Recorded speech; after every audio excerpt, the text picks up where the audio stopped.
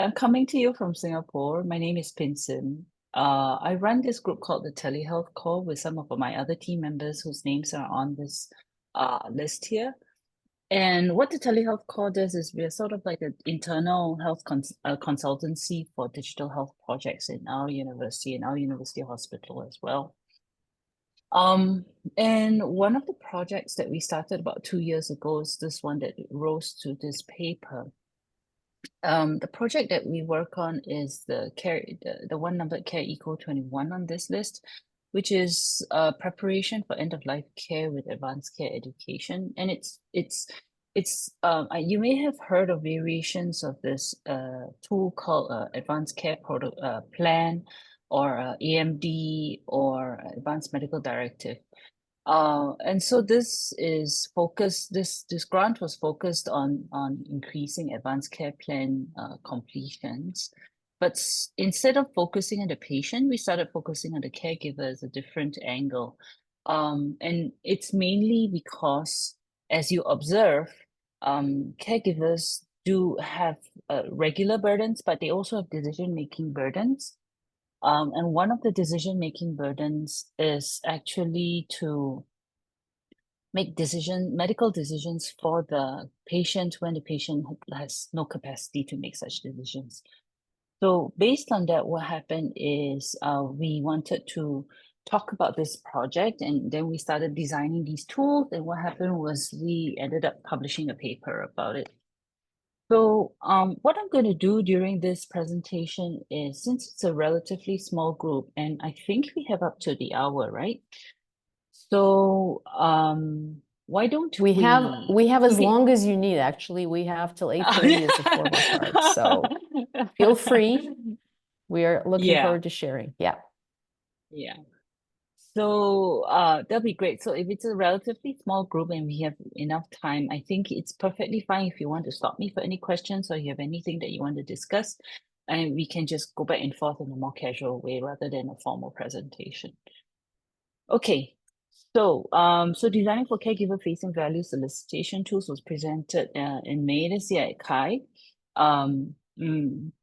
It represents the work of myself, Natasha, Carice, Sajiban, and Gerald at the Telehealth Core.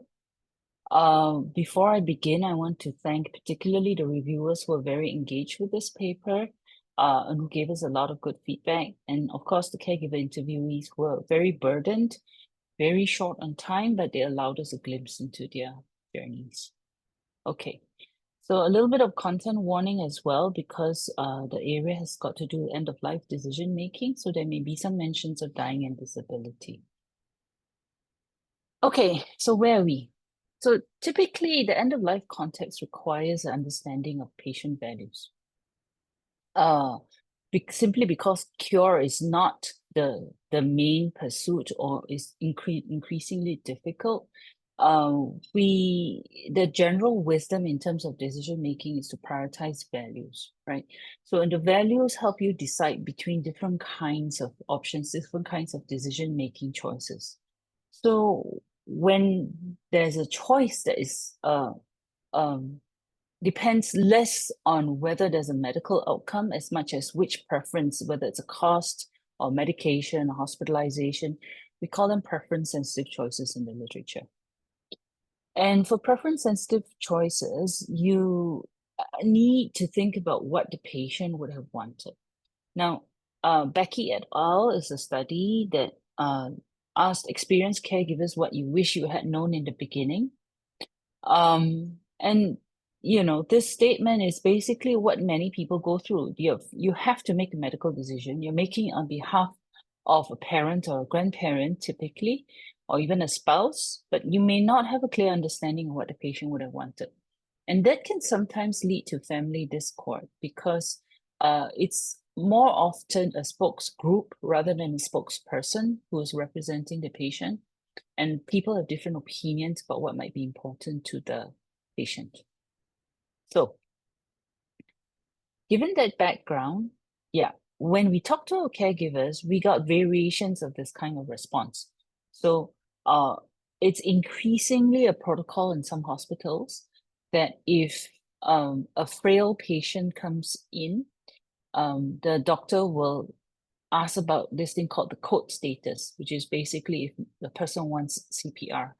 And it becomes very difficult for them to say no. I mean, what else do you expect people to say, right?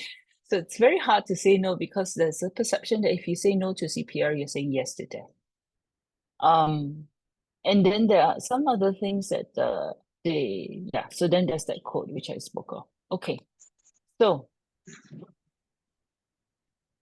in HCI, which is where we're all coming from, there are interactive tools for patient values elicitation. And they exist from this body of work here. Typically, what we're looking at right now is we've learned that you need to create a space for values elicitation. It's important to balance the input burden and reflection. If you use it for in and out of facilitated sessions. So typically this is done with a human being present. In some countries that would include somebody called a advanced care planning facilitator sometimes. But it can also be a nurse, can be a doctor, and can be various people within the healthcare field. And during facilitation, there's some exploratory conversation that's needed. You can't just jump into it. And then you need to map the key points. So there needs to be some sort of preparation to take away the decision-making, final conclusion, and to identify the takeaways. Okay, and then interestingly, there is this need for familiarity. So outcomes in familiar forms such as checklists and documents that we can understand. And I'll talk a little bit more about that in a minute. We'll come back to some of these insights with caregivers as well. Okay. There's also known work that caregivers are collaborators in medical care. And so this is some of the work that's been done in terms of articulation, which is basically just figuring out the various elements of care, which we talked about, Ilona. And then, you know, there's also technology that balances both sides of the motivations. So that's well known as well. And then, of course, there's emotional work. So where this paper comes in, so where this paper comes in is basically caregivers acting as elicitors of values, trying to understand what the patient wants, and as proxy decision makers. So we're just examining a different component of caregiver work and asking what digital tools can we do to support this work. Okay. So to understand this process, we framed the work as part of a trio diagram. So the trio diagram comes from Liza Powell. And it's the idea that in decision making, you could have many centers of decisions. So ideally, in shared decision making, it's center number one. But we do know that provider-centric decision making can happen, patient-centric decision making can happen, and much of 1, 2, 3 has already been studied in the literature. So what we are looking at is really when caregivers make decisions and also with other caregivers, so circles 4 and 5, and what happens there. So then we ask this question, so if caregivers are doing this work, should we design these digital caregiver-facing tools and then support this elicitation process? Or should it be different? Should it be the same? Okay. So another caregiver participant was talking about this. And so there's this sense that this documentation process that is associated with advanced care planning is too frightening to commit to signing anything. And this points to what tends to happen is that decision making is a very in the moment matter. You cannot really interfere with the medical decision at the moment, or you cannot intervene at the moment that decisions are being made. Instead, you have to sort of back up a little bit and prepare people while the illness is somewhat serious, but there is some capacity to handle a decision making tool. Okay. So, So some of the decisions that we need to answer is how should we decide? Should we decide for or against CPR, for or against feeding tubes or breathing support?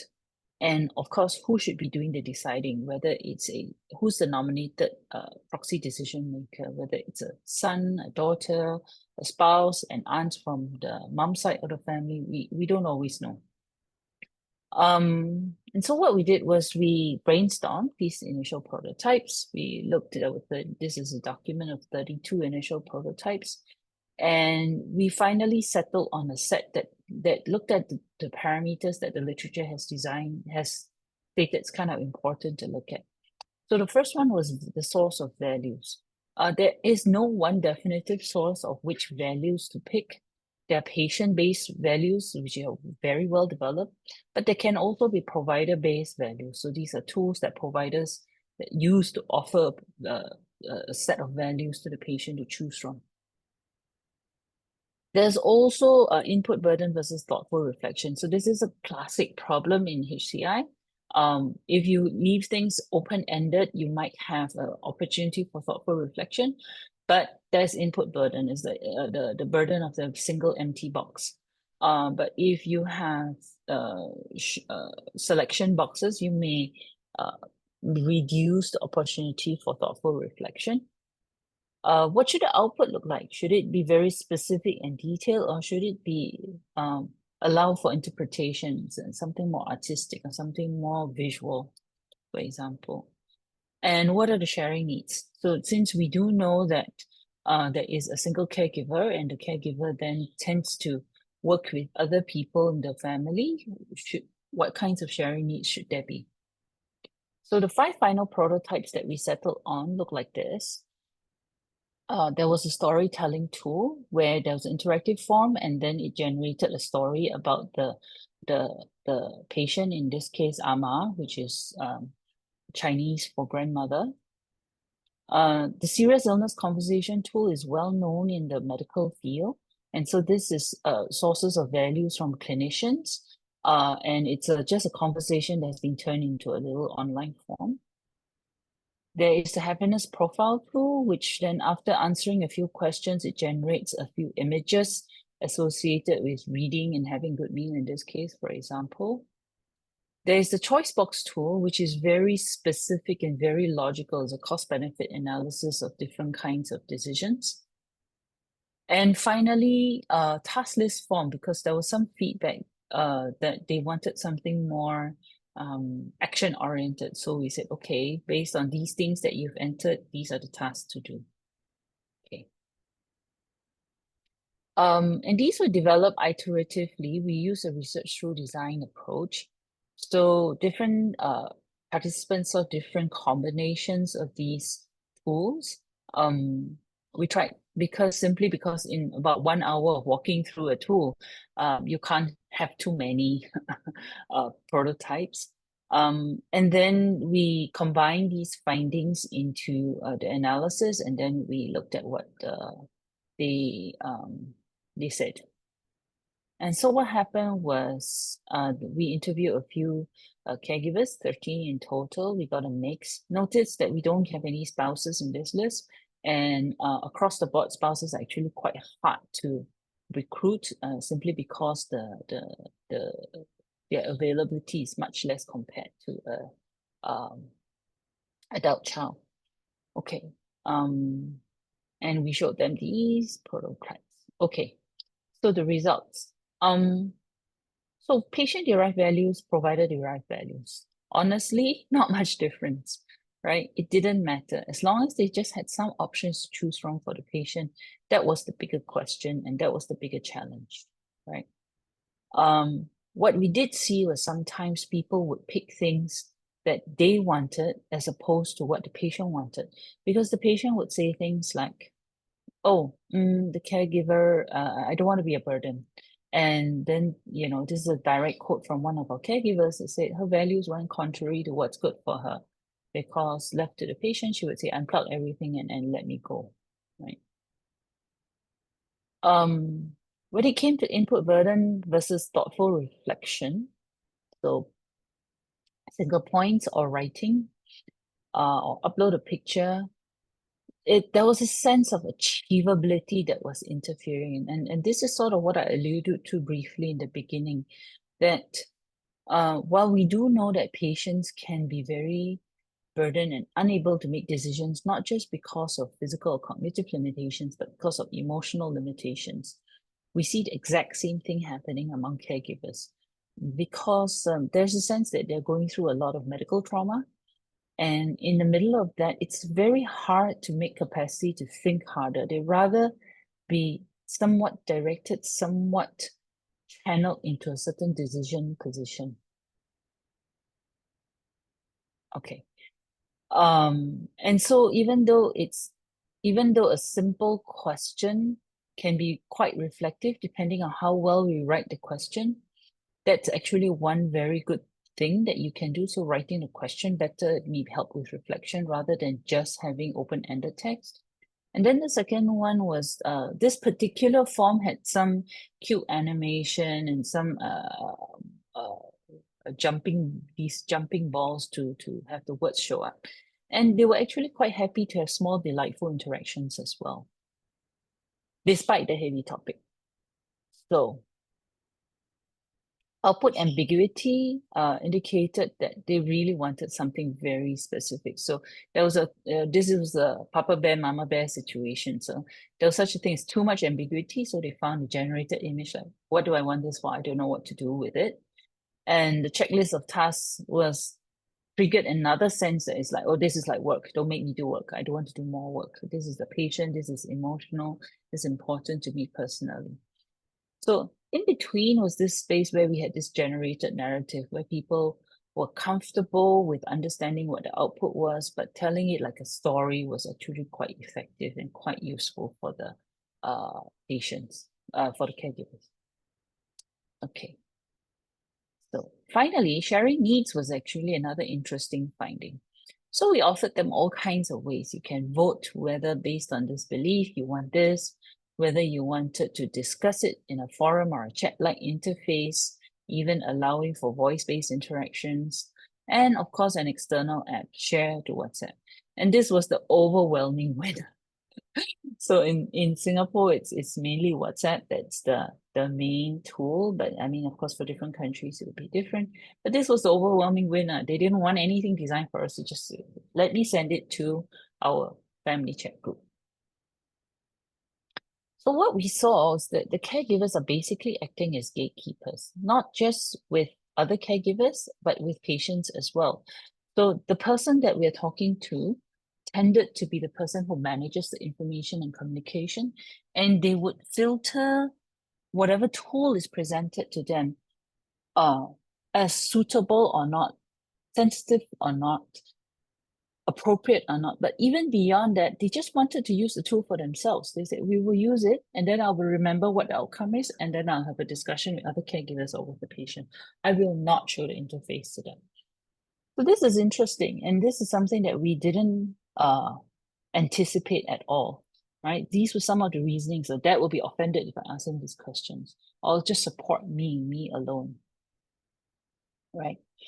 The next one is there was a utility of values elicitation. So another thing that surprised us was that, yes, if we present a task for values elicitation in front of you, if you already have prioritized patients' values, then yes, it's useful. But for many people, this was a frustrating activity because they found that it's not useful when I don't agree with the patient's values. Why are you asking me when I know what the patient wants already and it's not something that I'm going to agree with, right? For those who say that, it's the most important thing is the information about the medical decision on what the values matter, right? As long as I know the risk and I know what the medical information is, that's enough. Some others will default to medical advice, saying that I don't need to think through this through, I will just let the doctor decide. No need to think about this. And finally, whether I value something or not, or whether patient values something or not, is irrelevant because there are financial and time constraints. So based on that, so there's a summary of what I just walked through visually. Okay. So based on that, there were 3 challenges that I want to bring to designers of patient-facing values elicitation tools. Caregiver-facing values elicitation tools. So the first thing is that values elicitation is not always seen as practical or useful. Always seen as practical or useful. Yeah. And so the resources, value solicitation tends to fall below the supply of resources, supply of emotional support, supply of information. The other thing is this study was conducted in Singapore, and so we have a pretty high power distance, which is basically a sense that there is an authoritarian source of information. And we just don't prioritize the values in decision making, right? So because of that, I think one of our recommendations is that before you can look at caregivers facing value solicitation, there needs to be educational and motivational components about why you need to do this. What is important?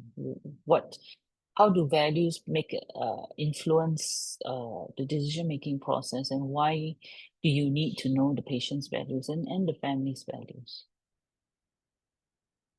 And that's the second, which leads us into the second challenge. Honestly, there are two sets of values here. There's the patient's values and the caregiver's values. And when we started this process, we were thinking, okay, we just need to have a value solicitation process that is caregiver-facing. But the fact of the matter is, firstly, values are not always immediately identifiable.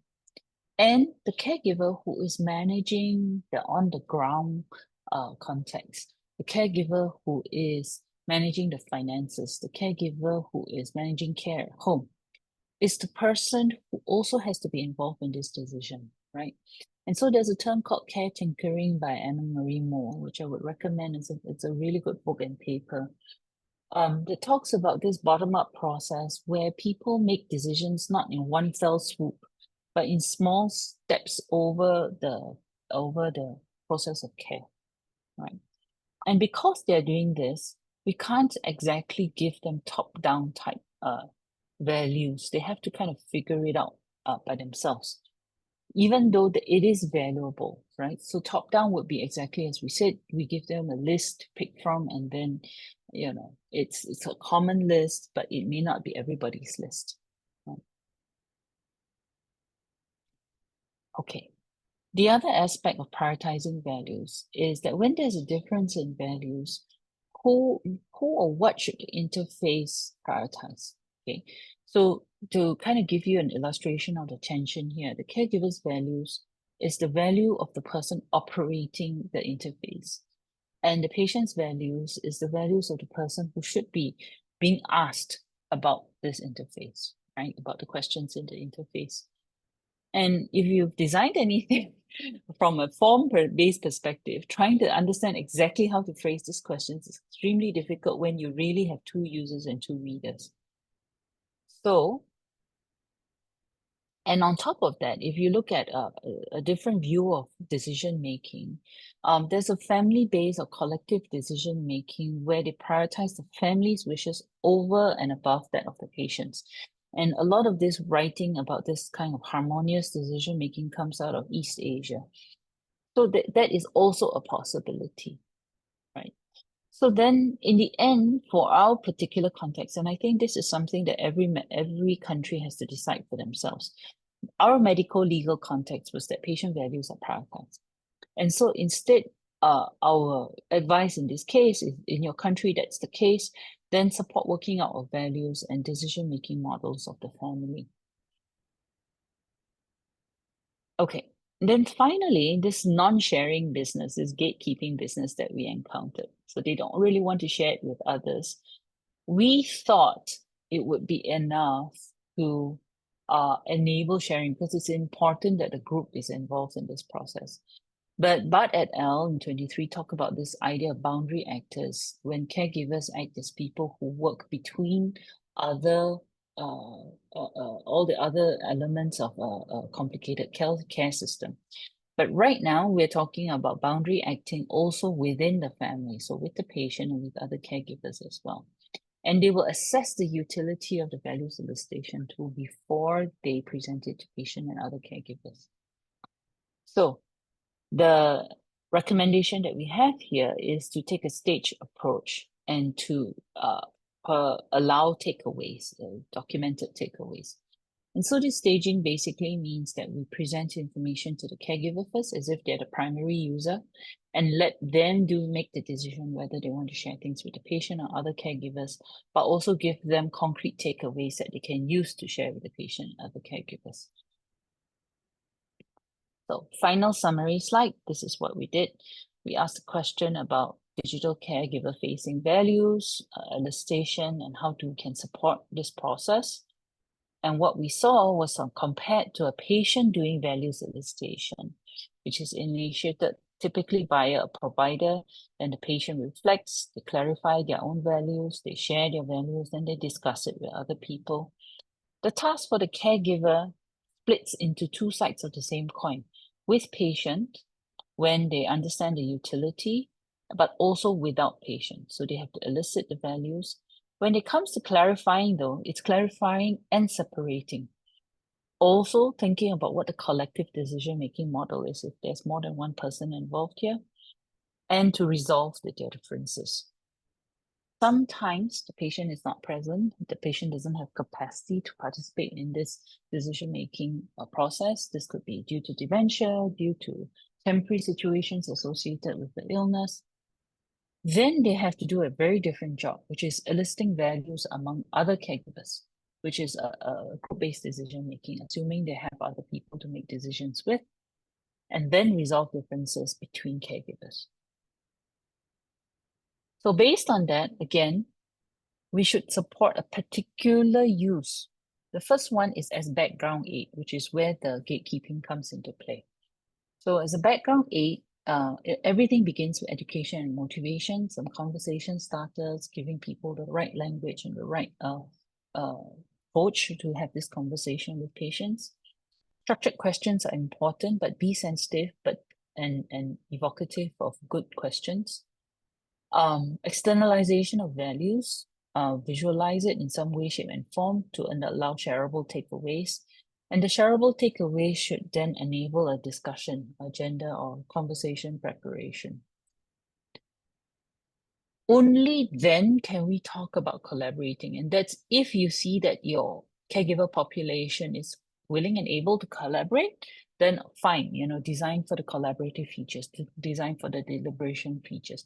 But I'm not so far in our work. So since then, we've actually done more work on this. It doesn't feel as if that's a desire at all from the caregiver's point of view. They just want to be prompted and educated, and then they will manage it from there on.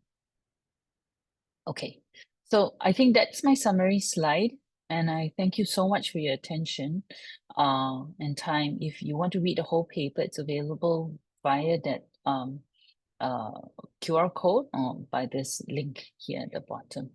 And with that, I'm open to questions. Wow.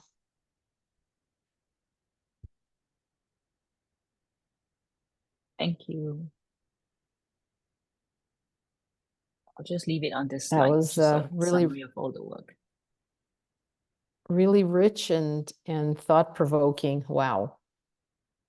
Such a challenging topic, and you've done such an elegant job of addressing it. Thank you. Thank you so much. Where do we start? I think I have a question about the team. Who was on the team, and what kind of roles did they have in the team, and where did they come from? From the university or health caregivers or Before you answer, as a process note, I would like to ask people to raise their hands, use their virtual hands. I think you get that in the more. That way we can have an orderly Q&A session. Thank you, Rob, for taking the first dive. I was just so excited. I know. Thank you. Thank you. Thank you so much for asking. So that's a great question. And I think that's something that's really important if you want to do this work. So if you look at the team here, who you see is, so I'm trained in HCI. Natasha is a product management trained person. Carice is an ex-architect who is now our UX designer. Sajiban is an engineer. And Gerald is a clinician.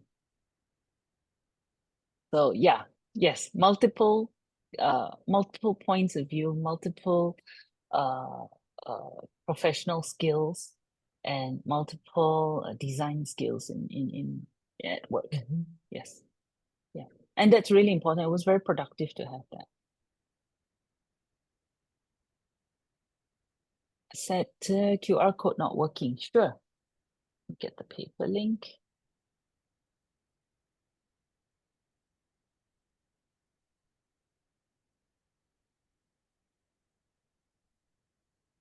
There you go. Welcome. Okay, any other questions? Oh, I see there are a lot of people in the room. So, how is this paper? I just want to know, what was the interest coming to look at this paper? Was it because of your own caregiving experience or because of something else?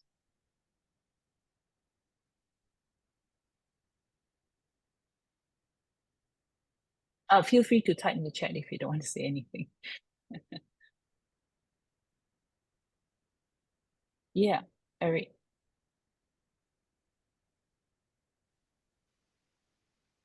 Hello. Go ahead and ask your question. Hi. So yeah, my interest. I've been a caregiver in the past for both my parents, and so I went through all of these issues, and I have sort of so that's my. I have a huge interest in the area, so that's why I'm here. But my main two questions are about timing, is one thing, in terms of when these questionnaires happen, because one of the things that you noted is that sometimes you have to do it without patient. And in my experience, these questions were always asked in some way without the patient, either because they were unconscious at the time or because they were under a lot of medication. And they were being asked of the patient, but I could tell those were not the right answers that they would normally give because I happen to know the patients really well. And so it Yeah. seems to me like to get the actual patient values, you need to have a Yeah. present patient. So in terms of, I'm wondering if there needs to be different types of questions asked depending on the timing. Yes. That's a great question. So, two things to answer about that. So the first thing is I'm trying to look up a diagram right now about this timing question. Just give me 1 second. Let me see if I can find it. Because we were just talking about this at a talk.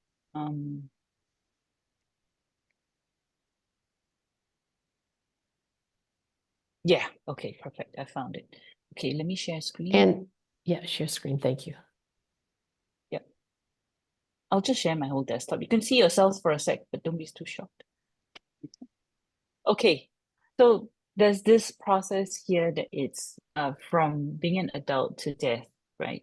And so you can think about the conversation as a healthy, stable, chronic type phase. You can think about it within serious illness where the axis represent multiple times you can have this conversation. And of course, you can plan for a conversation at the end of life, like goals of care, conversations, right? And in the literature, there's all this labeling involved. The fact of the matter is, though, that the labeling is not important as much as what as we are user experience people, user experience is. And the user experience of this conversation tends to be, it's difficult, it's always difficult, and it's always a difficult thing to broach. But so motivation is needed. And that's the other thing we understand as digital interface developers is that unless the motivation is present, you can't expect anybody, there's no such thing as build it and they will come. You can't expect anybody to actually use it. And so in that situation, then what we're talking about is that you need enough motivation. So somewhere not healthy, not stable, but not so serious that we're talking about end of life and urgent in the moment decisions, right? So to your question, if policymakers had their way, it would be all the time, anytime. But in terms of receptivity and an online tool for reach and for scale, it needs to be a little bit when there is a diagnosis already, and there is a sense that the cure isn't the main choice anymore. Because if you ask somebody what the value is, well, the value is cure, the end. right? But when cure becomes difficult is when this conversation becomes very relevant. And I think that's when people are the most ready to have this conversation. Does that answer your question? You said you had two. So there's a timing question, and the second one was? So I do. I don't know if I should ask it or let somebody else go, but No, go ahead. okay. Go ahead. So the other one is you mentioned a lot. There's a component involved in a lot of these things for the actual medical practitioner. And Yes. in my experience, what happened a lot of times when they never did anything this thorough to really elicit what the values were, but they would sort of ask, well, what does your Yes. dad want, or what does your mom want? And I happen to know very, very well what they want, and I can honestly That's tell them great. what they want. And that was often very shocking to the doctors, because they're like, but if we try to cure them, they're going to be in a lot of pain. And I'm like, I know they don't care, because if there's a chance of Yeah, going on, they have often said they want to go that's what on they as long as really possible. want. Yeah. And so, but Yeah. what I found was a lot of times, depending on the practitioner, they had very different personal opinions about what should happen, and it came through in the way they would Yes. ask the question. So it was very leading, and the way the questions Yeah. were phrased, I almost objected a couple times, because I'm like, well, if you ask that question, you're going to get the answer that you want, That right? So way. Yeah. so my question is, in terms of I know their involvement seemed to be more minimal in your cases, but in terms of reducing that bias from the practitioners or from the system, in terms of what their experience is, do you have any thoughts on whether you should, or whether you do reduce that bias, or include that bias from the practitioner's point of view, if that makes any sense? That's a great question. No, that makes sense. That's a great question. I can't really tell what was happening in the particular conversation you were having, Mm-hmm. but maybe I can give you some perspective about this, right? So, I was just at a series of conversations by clinicians at a hospital, right? And the serious illness conversation, this term that you see here, is an actual script written by clinicians for clinicians to have this conversation. So what that tells you is that they themselves have extreme difficulty having this conversation, right? Mm-hmm. And that they, to the point that they need a script in hand. And what this series of talks was about, roundtable, integrating quality indicators and things like that. So this was sort of the different topics that we were talking about. And what this shows you is that clinicians themselves have extreme difficulty with this conversation, number one. Number two, they would rather avoid it than actually have this conversation. And when they do, they don't always get it right, So I think that gives you some perspective. But the other thing is that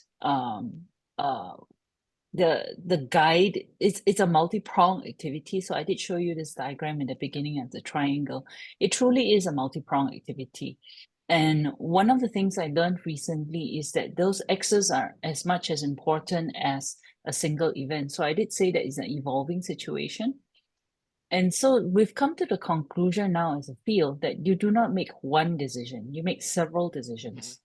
And you have contact points with several clinicians, right? Including the nurses, the therapists, and all you're doing every single time is saying, okay, my mom would have wanted this, or my mom can handle this, my mom can handle this, things like that. And so you're actually advocating for the patient at all those points. And what we're trying to do as a system is to make that triangle work, that the clinician is ready for this conversation, that the patient is ready for the conversation, the caregiver is ready for this conversation. But we have uneven results. And this represents, this particular component that I'm working on is representing the part where we work on the caregivers, but certainly there's a lot of work left to do with the clinicians and then, to bring this home to HCI, conversation HCI, there's a lot of work thinking about how we can trigger these conversations using EHR, using modeling, and understanding when is the right time for this, developing something like end of life care index to just get the data together so that we can say, okay, this is a time point where it's serious enough that we should all have this conversation, right? And try to socialize that and turn that into a regular expected thing in culture rather than a shocking question where people, we've had caregivers tell us things like, that doctor, he's just trying to clear a bed. He doesn't really want to take care of my mom. Mm-hmm. So rather than having that, we're trying to get everybody to a place of trust and understanding that this is an important conversation. Okay, cool. Thank you very much. Thank you so much. Thank you, Deborah, for your patience. Yes, how can I help? What can I answer? Thanks. Try to answer anyway. Thank you for your talk. It's extremely relevant, not only to my life personally, but to the project I'm working on. And so I've been thinking about the sort of the caregiver and person with early stage of dementia, or before even a diagnosis, but with memory challenges. And so I've been thinking not only about what you had said, when you reach a point where the person with the memory challenge themselves may not be able to fully participate in the decision making,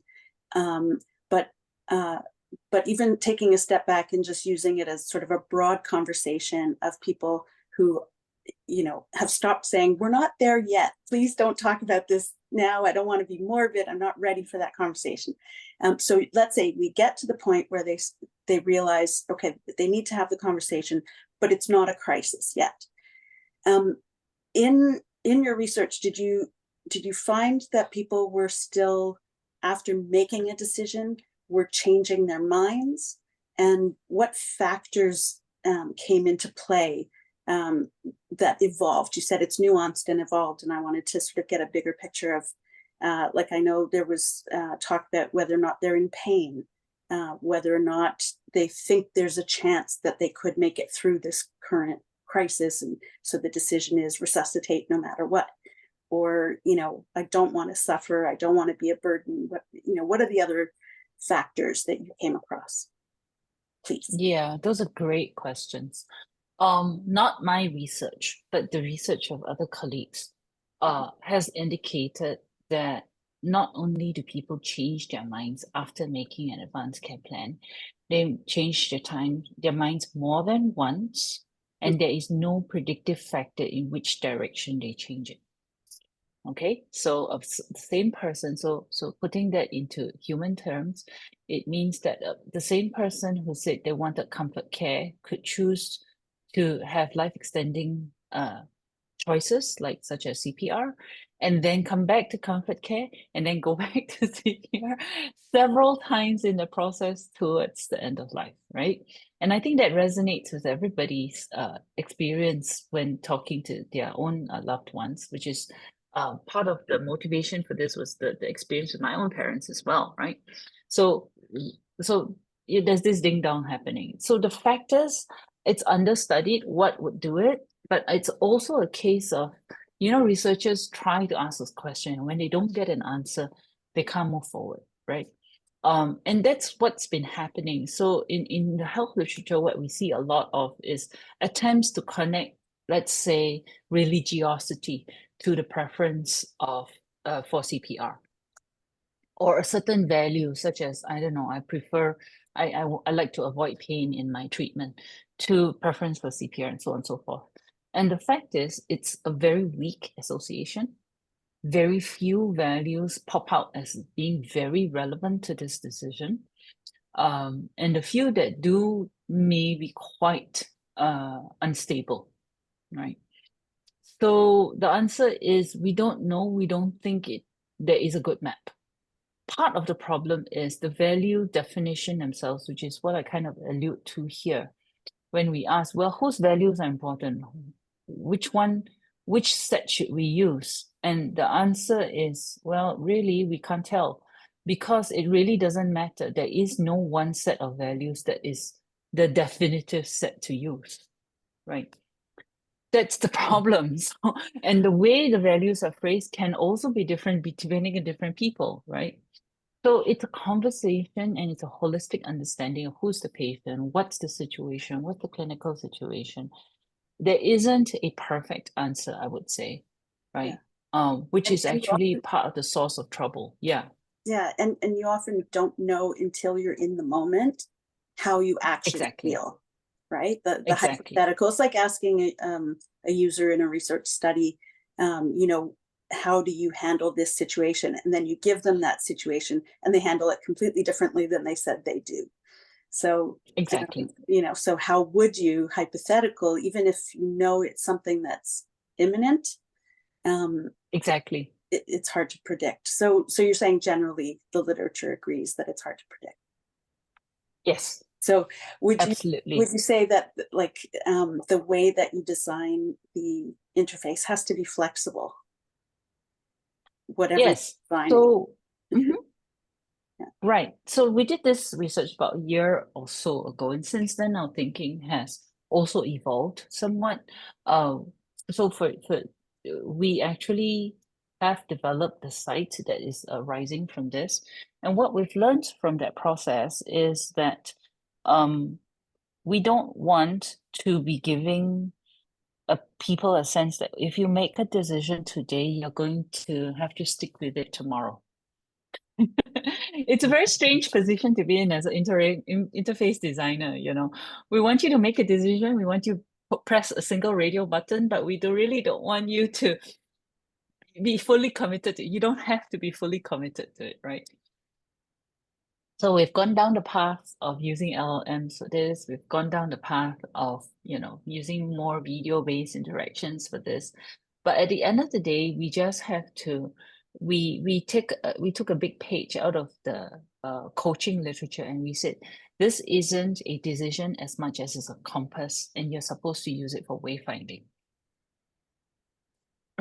And I think that's sort of an intermediate position, but we could still grow. And I would love to hear if somebody has different ideas about how we can keep doing this. It is an extremely tough space to be in. And, for example, we're on the grant and I'm late on so many key time points simply because we keep trying to refine it and trying to get a better position to end up with. Yeah. I keep visualizing, like early on in probably my master's program, there was this multimodal space that you had to like map multiple factors on the on the multidimensional map. And I'm thinking like there's all the values of one person and then their other family member and their other decision maker in the process. And so you have to kind of find the consensus, but you can't really just map it. No. Yeah. No, because then you have to elicit it first, which is the original problem. Yeah. Right. Well, that's a great question. And I don't really know the answer to tell the truth that we have these recommendations, we use them ourselves. But there still seem to be more and more things that we need to think about. Thank you very much for the discussion. No, not at all. Thank you. Yeah. One thing that I may not have brought out, which was this discussion with Deborah brought out a little bit, was this sense of trauma. So there's this space called trauma-informed design. And we started to draw on that as well, because, so for example, when we asked the question about like, what's easier, what should you do, right? So ambiguity and thoughtful reflection. The fact of the matter is, you can't ask such difficult questions. Because people are tired and they're in a space where there's just not enough they just get asked so many questions over time that people were not happy, and they didn't want things to be burdensome. They wanted things to be as simple as and immediate as possible, keeping things. So another recommendation that we made was fancy interfaces. We like them, but the caregivers don't want them. They want something they can understand and just answer. So as much as we wanted to have fancy interfaces being interaction designers, we ended up with multiple choice questions. So yeah. Okay. Wow. Are there any questions in the room? Or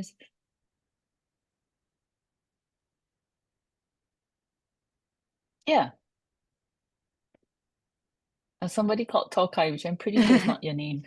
Yeah, it's Harumi. First of all, thank you so much for your talk, Harumi. Okay, Yeah, you're welcome. Okay. Yeah, I could really relate to this as well, being a first-time caregiver to my mom with stage 4 cancer, and it's just so overwhelming. I was a novice as a caregiver, and so I can understand all these interface, make it as simple as possible. Don't go too deep. People are overwhelmed. I relate to all that, and I'm thinking, if I should have to go through this again, I won't be a novice caregiver. I could probably appreciate the questions that you're asking, what this tool is doing better the second or third time around. If I have to go through that. So I think you were talking about supporting an interface for those stages of caregivers as well and their level of sophistication and experience. Yeah. It's hard to say. That's a really good question, Rumi. And I think that the first time we're doing this, we're focused on the first time caregiver. Because that's probably the person with the most needs at this point in time. I can imagine there's more work to be done in terms of supporting the serial caregiver, which is the other thing that we see in a lot of aging and aged populations, right? So one person caring for a mom, for a dad, then an aunt, then a cousin, things like that. So I think there's work there to be done. I won't present it here, but I was mentioning briefly to Ilona earlier, we have some statistical data looking at this now. And what we see is that people have these digital delegation needs, and we need to think harder and more about how to have comprehensive caregiver response in terms of digital portals and digital access and authority, meaning that it's not just a patchwork of proxy accounts, but rather a way to delegate authority within the system and yet protect the privacy and security of the patient. And so the data is actually a good starting point for that. I'm hoping it gets published soon. I'm still trying very hard to publish that data. And what we see there is that they're really, out of all the caregivers we surveyed, only about 40% really have digitalized and formal means of access. And despite having these needs. And the second thing that we saw is that one of the main reasons that these people have to step in at all in the first place has very little to do with cognitive and physical limitations of the patient, even though that's reported. But the first 2 or 3 reasons are always usability and user access issues. So that's an indictment of our portal systems.